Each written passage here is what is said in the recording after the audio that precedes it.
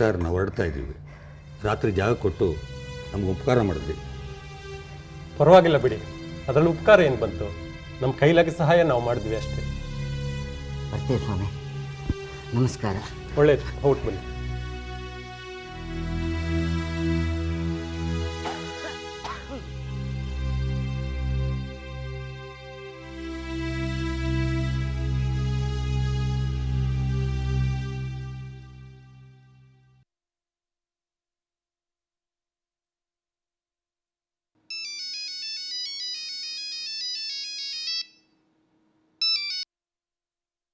ಹೇಳಿ ಮುನ್ಸ್ವಾಮಿ.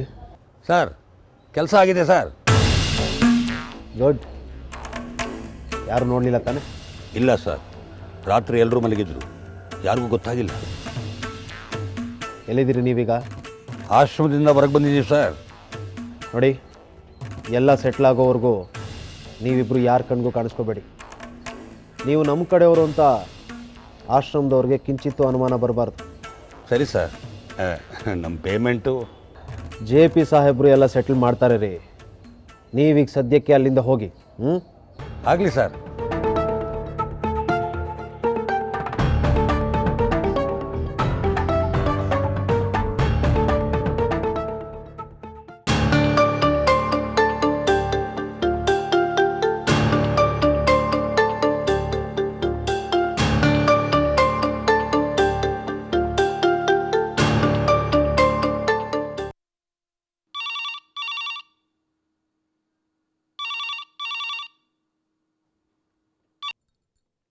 ಹಲೋ, ನಾನು ಶ್ರೀಕಾಂತ್ ಅಮ್ಮ ಶಶಾಂಕ್ ಮಾತಾಡ್ತಾ ಇರೋದು.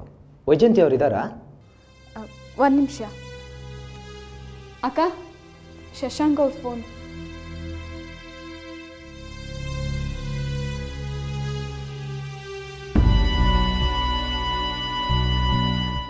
ಹೇಳಿ ಶಶಾಂಕ್.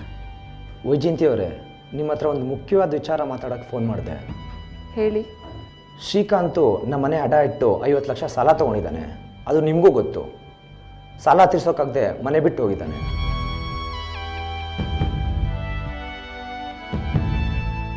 ನಾನು ಹೇಳಿದ್ದೆ ಮನೆ ಅಡ ಇಟ್ಟು ಸಾಲ ತೊಗೊಳೋದು ಬೇಡ ಅಂತ. ನನ್ನ ಮಾತು ಕೇಳಲಿಲ್ಲ. ಈಗ ನನಗೆ ಕೆಲವು ಫೈನಾನ್ಷಿಯಲ್ ಪ್ರಾಬ್ಲಮ್ಗಳಿವೆ, ಅದಕ್ಕೋಸ್ಕರ ನನ್ನ ಮನೆ ಬೇಕು. ದಯವಿಟ್ಟು ನೀವು ಮನೆ ಪತ್ರ ರಿಲೀಸ್ ಮಾಡಿಕೊಟ್ರೆ ತುಂಬ ಹೆಲ್ಪ್ ಆಗುತ್ತೆ. ಸಾರಿ, ನಿಮ್ಮ ಮೇಲೆ ಪ್ರೆಷರ್ ಹಾಕಬೇಕಾಗಿದೆ. ಶಶಾಂಕ್, ನಾವು ಅದಕ್ಕೆ ಪ್ರಯತ್ನ ಮಾಡ್ತಾ ಇದ್ದೀವಿ.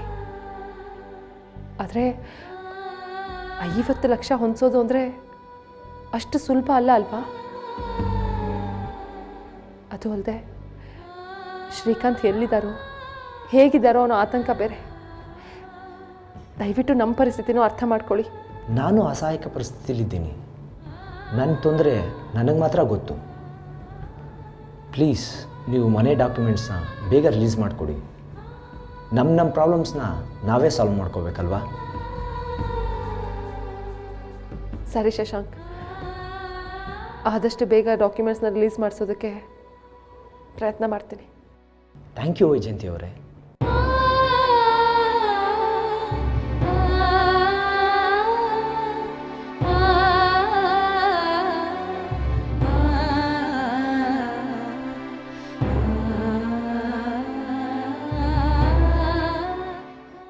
ಏನಾಯ್ತು ವೈಜು?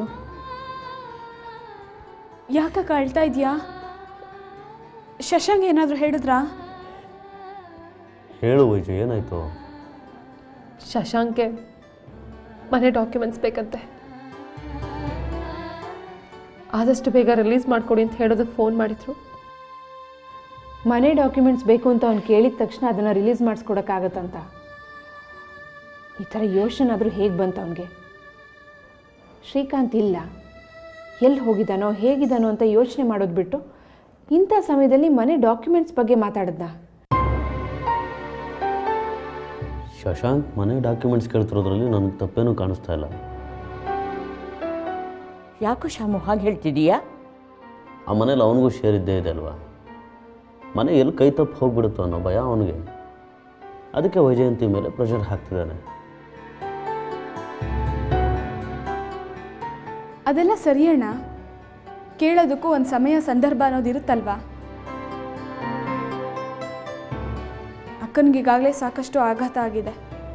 ಅವಳು ಟೆನ್ಷನಲ್ಲಿದ್ದಾಳೆ. ಇಂಥ ಸಮಯದಲ್ಲಿ ಸಹಾಯ ಮಾಡೋದಿರಲಿ, ವಿಷಯನ ಇನ್ನೂ ಕಾಂಪ್ಲಿಕೇಟ್ ಮಾಡ್ತಾ ಇದ್ದಾರೆ ಶಶಾಂಕ್ ಅವರು. ಸ್ವಂತ ಅಣ್ಣನ ಬಗ್ಗೆನೂ ಯೋಚನೆ ಮಾಡೋಕ್ಕಾಗದೇ ಇರೋಷ್ಟು ಸ್ವಾರ್ಥ ಆವರಿಸ್ಕೊಂಡ್ಬಿಟ್ಟಿದ್ಯಾ ಶಶಾಂಕ್ಗೆ? ಈಗಿನ ಕಾಲನೇ ಆಗಿದೆ ಅಜ್ಜಿ. ದುಡ್ಡಿನ ಮುಂದೆ ಯಾವ ಸಂಬಂಧನೂ ಮುಖ್ಯ ಅಲ್ಲ.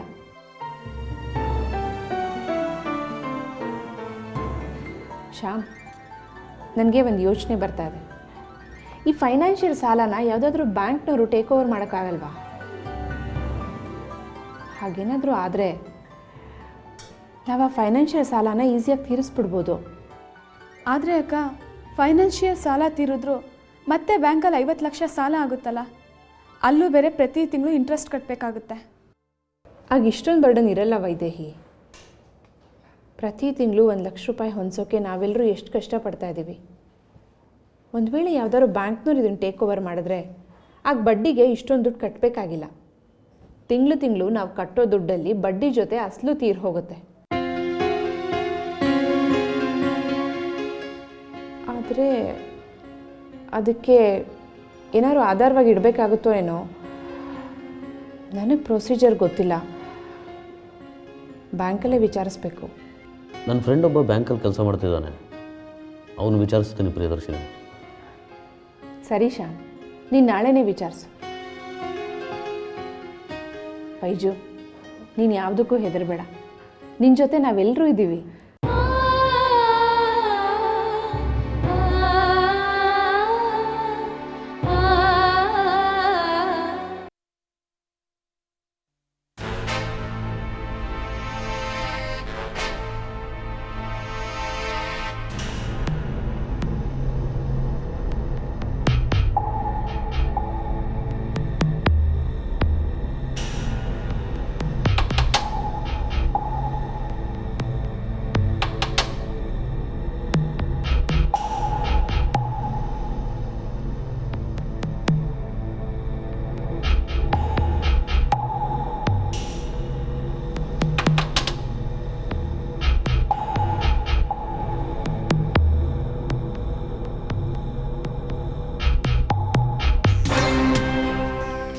ಯಾರ್ರೀ ಈ ಆಶ್ರಮದ ಇನ್ಚಾರ್ಜು?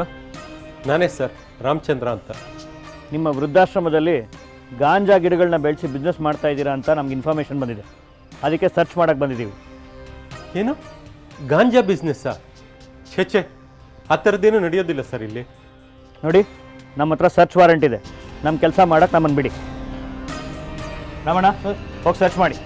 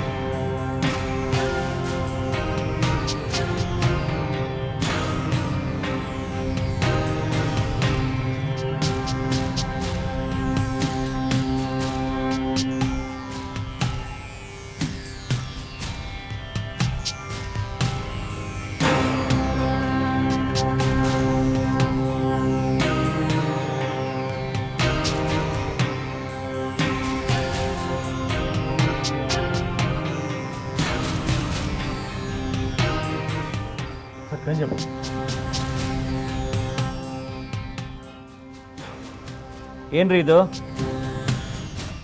ಗಾಂಜಾ ಪ್ಯಾಕೆಟ್ಸ್ ಎಲ್ಲಿತ್ರಿ ಇದು? ಟೇಬಲ್ ಡ್ರಾಯರ್ ಹೋಗಿತ್ತು ಸರ್. ಏನ್ರಿ ಇದು? ವೃದ್ಧಾಶ್ರಮದ ಹೆಸರಲ್ಲಿ ಇಂಥ ಕೆಲಸ ಮಾಡ್ತಾ ಇದ್ದೀರಾ? ಗಾಂಜಾ ಗಿಡಗಳನ್ನ ಬೆಳೆಸೋದು ಎಷ್ಟು ದೊಡ್ಡ ಕ್ರೈಮ್ ಅಂತ ಗೊತ್ತಿಲ್ವಾ ನಿಮಗೆ? ಸರ್, ನಾವಿಲ್ಲಿ ಎಷ್ಟೋ ವರ್ಷಗಳಿಂದ ಹರ್ಬಲ್ ಗಿಡಗಳನ್ನ ಬೆಳೆಸ್ತಾ ಇದ್ದೀವಿ, ಜೊತೆಗೆ ವೃದ್ಧಾಶ್ರಮನ ನಡೆಸ್ತಾ ಇದ್ದೀವಿ. ಹಾಗಿರುವಾಗ ನಾವ್ಯಾಕೆ ಸರ್ ಗಾಂಜಾ ಗಿಡಗಳನ್ನ ಬೆಳೆಸ್ತೀವಿ? ಒಂದ್ಸಲ ಸ್ಟೇಷನ್ಗೆ ಬನ್ನಿ, ಅಲ್ಲೇ ಎಲ್ಲ ಗೊತ್ತಾಗುತ್ತೆ.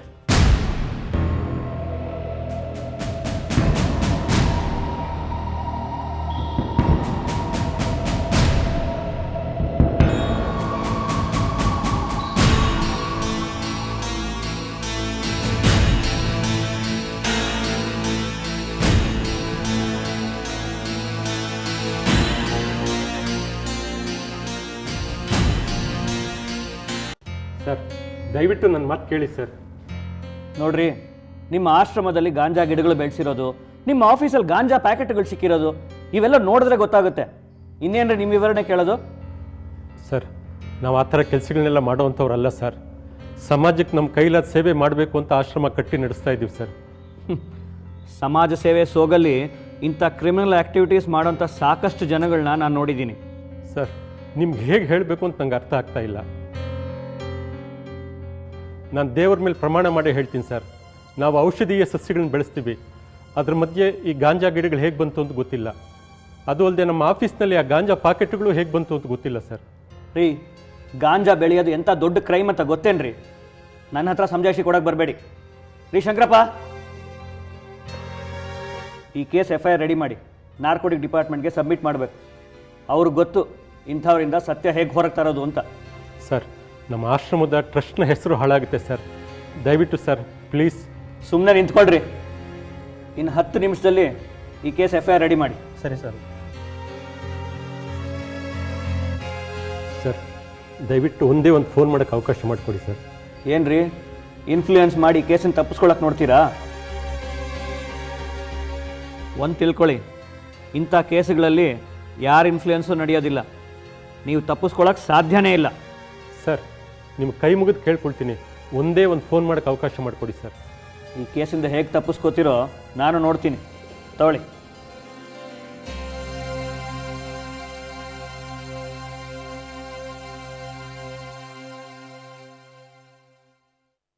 ಹಲೋ, ವಿನಯ್ ಚಂದ್ರ ಅವರಾ?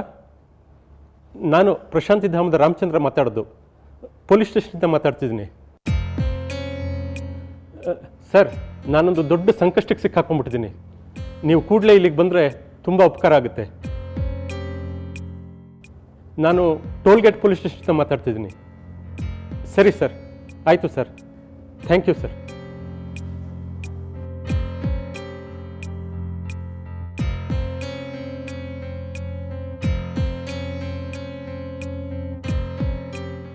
ರಾಮಚಂದ್ರಪ್ಪ ಅವರೇ, ಸದ್ಯ ನೀವು ಬಂದ್ರಲ್ಲ ಸರ್, ಪೊಲೀಸ್ನವ್ರು ಆಶ್ರಮನ ರೈಡ್ ಮಾಡಿ ನಾನು ಅರೆಸ್ಟ್ ಮಾಡ್ಕೊಂಡು ಬಂದಿದ್ದಾರೆ. ನೀವೇನು ಟೆನ್ಷನ್ ಮಾಡ್ಕೊಬೇಡಿ ರಾಮಚಂದ್ರಪ್ಪ ಅವರೇ, ನಾನು ಇನ್ಸ್ಪೆಕ್ಟರ್ ಹತ್ರ ಮಾತಾಡ್ತೀನಿ. ನಮಸ್ಕಾರ ಸರ್. ಬನ್ನಿ ಕೂತ್ಕೊಳ್ಳಿ. ಸರ್, ರಾಮಚಂದ್ರಪ್ಪನವರ ಇಷ್ಟೊತ್ತಿನಲ್ಲಿ ಯಾಕೆ ಅರೆಸ್ಟ್ ಮಾಡಿದ್ದೀರಾ? ಅವರು ಆಶ್ರಮದಲ್ಲಿ ಗಾಂಜಾ ಬೆಳೆಸಿದ್ದಾರೆ. ಸರ್, ನಿಮಗೆಲ್ಲೋ ಮಿಸ್ಅಂಡರ್ಸ್ಟ್ಯಾಂಡಿಂಗ್ ಆಗಿರಬೇಕು. ಅದು ವೃದ್ಧಾಶ್ರಮ, ಅಲ್ಲಿ ಗಾಂಜಾ ಬೆಳೆಯೋದಕ್ಕೆ ಹೇಗೆ ಸಾಧ್ಯ? ವೃದ್ಧಾಶ್ರಮನೇ. ಅಲ್ಲಿ ರೈಡ್ ಮಾಡಿದಾಗ ಗಾಂಜಾ ಗಿಡಗಳು ಪತ್ತೆಯಾಗಿದೆ. ಅದು ಅಲ್ಲದೆ ಆಫೀಸಲ್ಲಿ ಗಾಂಜಾ ಪ್ಯಾಕೆಟ್ಗಳು ಸಿಕ್ಕಿದೆ. ಅವನ್ನೆಲ್ಲ ನಾವು ಸೀಸ್ ಮಾಡಿದ್ದೀವಿ.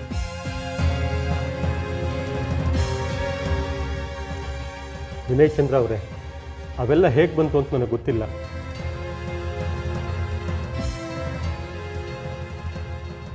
ಸರ್, ಒಂದು ನಿಮಿಷ. ಎಲ್ಲೋ ಏನೋ ಮಿಸ್ಟೇಕ್ ಆಗಿರಬೇಕು ಅನಿಸುತ್ತೆ ಸರ್. ರಾಮಚಂದ್ರಪ್ಪನವರು ನನಗೆ ತುಂಬ ಚೆನ್ನಾಗಿ ಗೊತ್ತಿರೋ ವ್ಯಕ್ತಿ. ಇವ್ರು ಹೀಗೆಲ್ಲ ಮಾಡೋದಕ್ಕೆ ಸಾಧ್ಯನೇ ಇಲ್ಲ. ಅದೆಲ್ಲ ನಂಗೆ ಗೊತ್ತಿಲ್ಲ ರೀ. ರಿಪೋರ್ಟ್ ರೆಡಿ ಮಾಡಿ ಡಿಪಾರ್ಟ್ಮೆಂಟ್ ಆಫ್ ನಾರ್ಕೋಟಿಕ್ಸ್ಗೆ ಕಳ್ಸೋದು ನನ್ನ ಡ್ಯೂಟಿ. ಮುಂದಿಂದೆಲ್ಲ ಅವರೇ ನೋಡ್ಕೋತಾರೆ. ಅವ್ರು ಬಂದು ವಿಚಾರಣೆ ಮಾಡೋವರೆಗೂ ರಾಮಚಂದ್ರಪ್ಪ ಅವರು ಲಾಕಪ್ಪಲ್ಲಿರಬೇಕು. ಸರ್, ಸಮಾಜದಲ್ಲಿ ಒಳ್ಳೆ ಹೆಸರು ಮಾಡಿರೋರು ಇವರು. ಇವ್ರನ್ನ ನೀವು ಒಳ್ಳೆ ಕ್ರಿಮಿನಲ್ ಥರ ಟ್ರೀಟ್ ಮಾಡ್ತಿದ್ದೀರಲ್ಲ. ಸರ್, ಒಂದು 5 ನಿಮಿಷ ಟೈಮ್ ಕೊಡಿ ಇವ್ರ ಜೊತೆ ಮಾತಾಡೋದಕ್ಕೆ. ವಿಚಾರ ಏನು ಅಂತ ಸ್ಪಷ್ಟವಾಗುತ್ತೆ. Okay, thank you sir.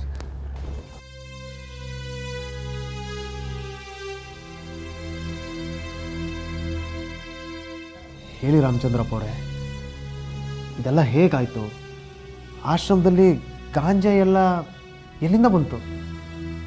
ನನಗೊಂದು ಗೊತ್ತಿಲ್ಲ ವಿನಯ್ ಚಂದ್ರ ಅವರೇ. ಪೊಲೀಸ್ನವ್ರು ಹೇಳ್ತಿರೋ ಹಾಗೆ ನಾನೇನೂ ಮಾಡಿಲ್ಲ. ನನಗೆ ಗೊತ್ತು, ಆದರೆ ಗಾಂಜಾ ಹೇಗೆ ಬಂತು ಅಂತ ಗೊತ್ತಾಗ್ತಿಲ್ವಲ್ಲ. ಪ್ರಶಾಂತಿ ಧಾಮದಲ್ಲಿರೋರೆಲ್ಲ ವಯಸ್ಸಾಗಿರೋರು, ನೆಮ್ಮದಿ ಜೀವನ ಬಯಸಿ ಬಂದಿರೋರು. ಅವ್ರ ಮೇಲೆ ಅನುಮಾನ ಪಡೋ ಹಾಗೇ ಇಲ್ಲ. ನೀವು ಹೇಳೋದು ಸರಿನೇ. ಆಶ್ರಮದಲ್ಲಿರೋರು ಯಾರು ಹೀಗೆ ಮಾಡಿರೋದಕ್ಕೆ ಸಾಧ್ಯನೇ ಇಲ್ಲ.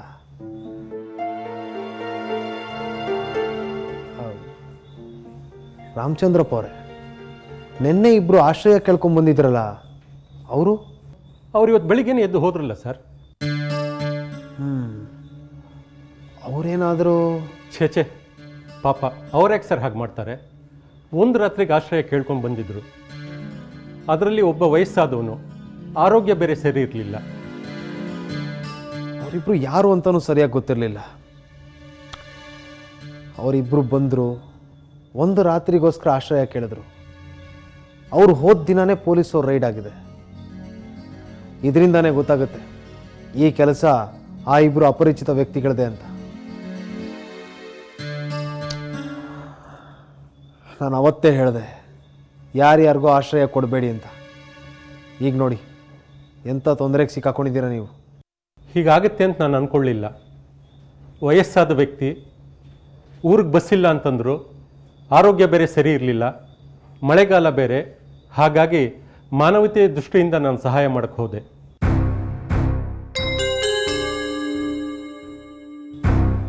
ಸರಿ, ಆ ವ್ಯಕ್ತಿಗಳ ಅಡ್ರೆಸ್ ಏನಾದರೂ ಇದೆಯಾ? ರಿಜಿಸ್ಟರ್ನಲ್ಲಿ ಬರ್ಸೋವಾಗ ಹೆಸರನ್ನ ಮುನಿಸ್ವಾಮಿ ಅಂತ ಬರ್ಸಿದ್ದಾನೆ. ಪೂರ್ತಿ ಅಡ್ರೆಸ್ಸು ಕೂಡ ಇಲ್ಲ, ಹಳ್ಳಿ ಹೆಸರು ಮಾತ್ರ ಬರ್ಸಿದ್ದಾನೆ. ಅವನು ಬರ್ಸಿರೋ ಹಳ್ಳಿ ಹೆಸರು, ಅವನ ಹೆಸರು ನಿಜಾನೋ ಸುಳ್ಳೋ ಯಾರಿಗೂ ಗೊತ್ತು. ಈಗ ಅವ್ರನ್ನ ಎಲ್ಲಿಂದ ಹುಡ್ಕೋದು?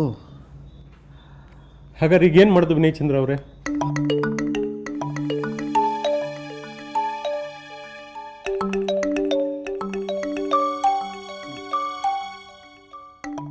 ಸರ್, ನಿನ್ನೆ ವೃದ್ಧಾಶ್ರಮಕ್ಕೆ ಯಾರೋ ಇಬ್ಬರು ಅಪರಿಚಿತರು ಬಂದಿದ್ದರು.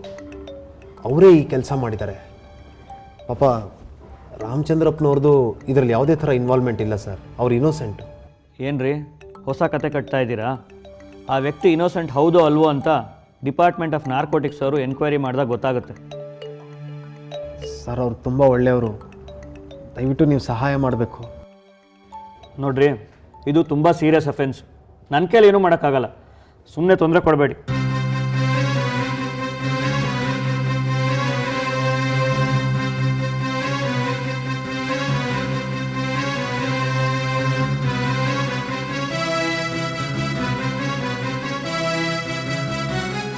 ಹಾಗಾದ್ರೆ ಈಗ ಏನು ಮಾಡೋದು ಸರ್? ನೀವು ಗಾಬರಿ ಆಗಿಬಿಡಿ ರಾಮಚಂದ್ರಪ್ಪನವರೇ, ನಾನೇನಾದರೂ ಮಾಡ್ತೀನಿ. ನಮ್ಮ ಬಾಸು ಜಗದೀಶ್ವರ್ ಪಾಟಂಕರ್ಗೆ ಫೋನ್ ಮಾಡ್ತೀನಿ. ಅವರು ತುಂಬ ಇನ್ಫ್ಲೂಯೆನ್ಸ್ ಇರುವಂಥ ಮನುಷ್ಯ. ಅವರೇನಾದರೂ ಸಹಾಯ ಮಾಡ್ತಾರೆ.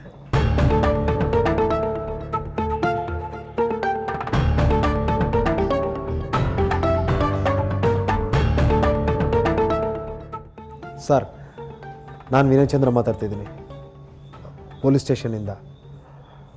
ನಿಮ್ಮಿಂದ ಒಂದು ಸಹಾಯ ಆಗಬೇಕಾಗಿತ್ತು ಸರ್. ಜೋಡು ಹೆಂಡಿರಂಜಿ ಓಡಿ ಹೋಗುವಾಗ